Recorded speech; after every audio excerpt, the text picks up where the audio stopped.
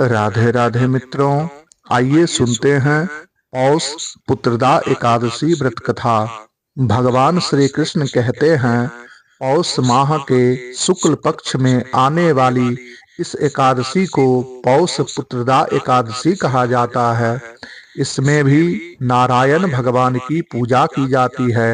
विधि पूर्वक इस व्रत को करना चाहिए। इस चर और अचर संसार में पुत्रदा एकादशी के व्रत के समान दूसरा कोई व्रत नहीं है। इसके पुण्य से मनुष्य तपस्वी, विद्वान और लक्ष्मीवान होता है। इसकी मैं एक कथा कहता हूँ, सो तुम ध्यान पूर्वक सुनो। भद्रावती नामक नगरी में सुकेतुमान नाम का एक राजा राज्य करता था। उसके कोई पुत्र नहीं था। उसकी स्त्री का नाम सैव्या था। वह निपुत्र होने के कारण सदैव चिंतित रहा करती थी। राजा के पितर भी रो रो कर पिंड लिया करते थे और सोचा करते थे कि इसके बाद हमको कौन पिंड देगा। राजा को भाई बांधव, धन, हाथी, घोड़े, राज्य और मंत्री, इन सब में से किसी से भी संतोष नहीं होता था। वह सदैव यही विचार करता था कि मेरे मरने के बाद मुझको कौन पिंडदान करेगा। बिना पुत्र के पितरों और देवताओं का ऋण मैं कैसे चुका सकूंगा। जिस घर में पुत्र ना हो उस घर में सदैव अंधेरा ही रहता है। इसलिए पुत्र उत्पत्ति के लिए प्रयत्न करना चाहिए।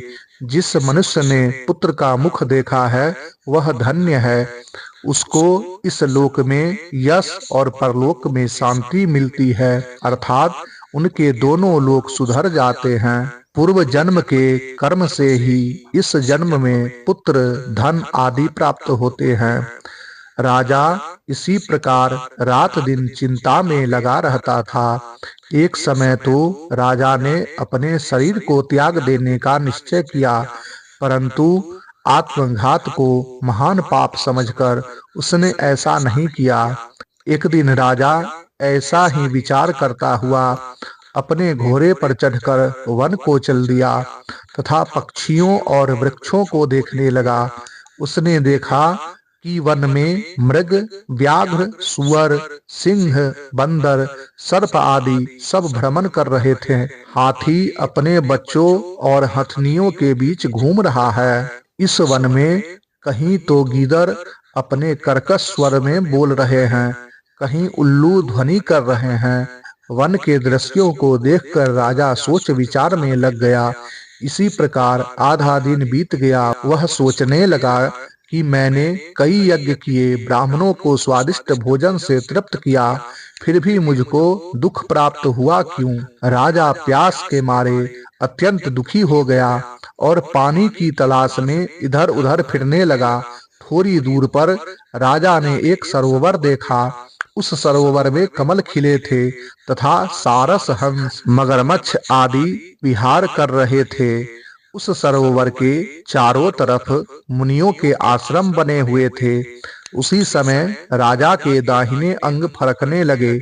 राजा शुभ शकुन समझकर घोड़े से उतरकर मुनियों को दंडवत प्रणाम करके बैठ गया।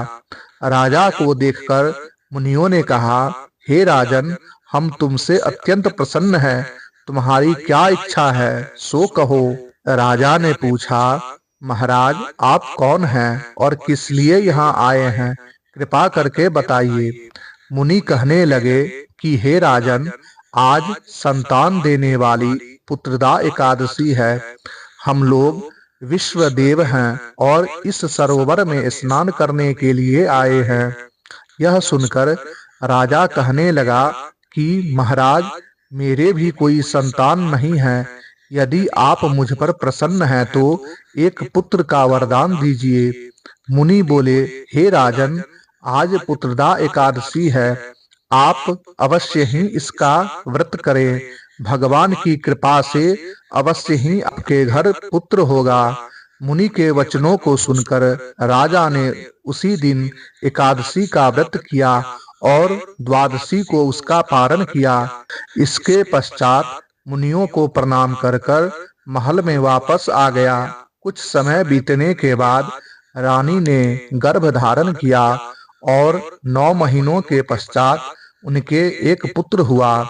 वह राजकुमार अत्यंत सूरवीर, यशस्वी और प्रजापालक हुआ। श्री कृष्ण कहते हैं कि हे राजन, पुत्र की प्राप्ति के लिए पुत्रदा एकादशी का व्रत करना चाहिए। जो मनुष्य इस महात्म्य को पढ़ता या सुनता है उसे अंत में स्वर्ग की प्राप्ति होती है। जय श्री राधे।